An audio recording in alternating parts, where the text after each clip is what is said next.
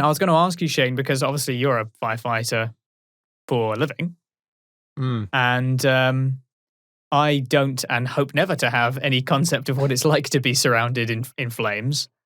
Perhaps you could sort of give some kind of perspective on what it is to be in that situation, because you have to stay calm and be able to do what you need to do.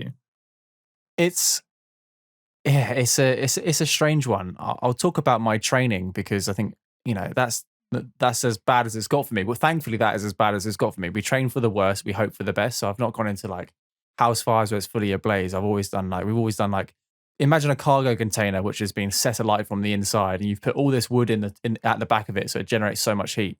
Now we train up to, well, there's certain limits we train up to, but I on the thermal imaging camera when we're inside the compartment, it hits 800, 700 degrees, and I'm wearing full fire kit, which is a lot thicker than what these drivers are wearing, and I don't know how it compares. I put it out on Twitter. I was like, my kit's tested to 1,000 degrees, but I can rest assured when it hits 500, you can feel the heat. You can really, really feel the heat, and I'm fully protected. Like everything I go into, I'm prepared for. If I go into a house fire, I know what I'm going into. I have time to think about it. I have time to react. I have time to, talk to my BA partner.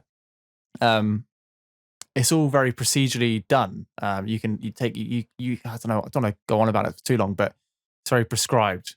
I can't imagine what it would be like to go from driving a car at 140 miles per hour and then 3 seconds later being in a ball of fire where your visibility is next to none. So everyone would think you could see loads of orange and stuff. It would have been black smoke. It would have been black smoke you could have seen. You wouldn't have been able to see any orange because it's all smoke on the inside.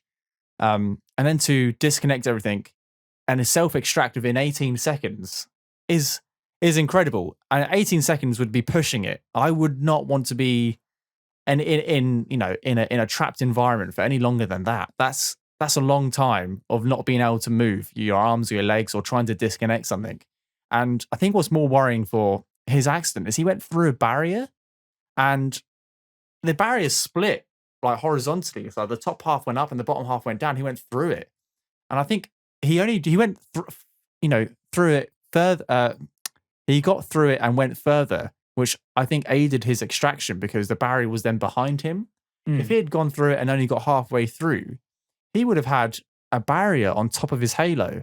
And then I dread to think what the extraction plan would then be. It's not worth thinking about. It's hard to describe. It's not a situation which many people find themselves in. And when I find myself in a similar situation, I'm protected with my fire kit. I've got I've got water with me. I've got my BA partner. I've got a thermal imaging camera, so I can see what I'm doing, even if I can't visibly see. I can see through a thermal imaging camera what I'm doing. So I've got all these things to my aid, which help me fight fires. Whereas he's trapped inside a cockpit, no bigger than, imagine sitting in a kayak or a closed canoe. That's essentially what they're doing. And then they've got to pull themselves out of that. Incredible stuff. Like, he must have had a range of emotions going through him, but to pull himself out of that, incredible stuff. And he would have had some kind of concussion as well. Like I don't know how he did it, but the impact alone would have made him dizzy, concussed.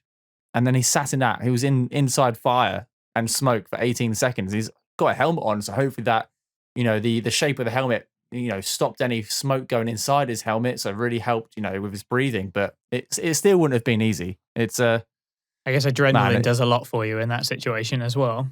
Yes, because he would have been. It's reported that he had burns on his hands, and you could see him shaking his hands, but he was still using them to climb over the barrier. And he would have also been very shocked, like you said, and would have been probably breathing in some of the smoke. And yeah, you could see when they showed the shots of the medical car that although he was generally okay, and thank goodness for that, he's obviously going to be very, very shaken up by that. And someone like Vettel, you could see, was really shocked by it as well. He was just staring at the screen. That must make some of the older drivers, especially, I'm not saying the younger drivers wouldn't think of this, but the older drivers especially, someone like Grosjean, who, no joke, was, let's face it, like 2 weeks from retirement from F1. Yeah. Essentially. Yeah. This will probably be his last That was race. probably his last race. I can't without see, doubt. if he has been hurt as bad as they say, I can't imagine him getting back in the car. And I'd be surprised if he did, because when you're at that stage in your career, I wouldn't blame him at all for saying, I've done my bit now. Yeah, That's it. yeah. With Don't- two races don't to need go, get back in. and with 2 races to go and no seat next year, I don't think I would.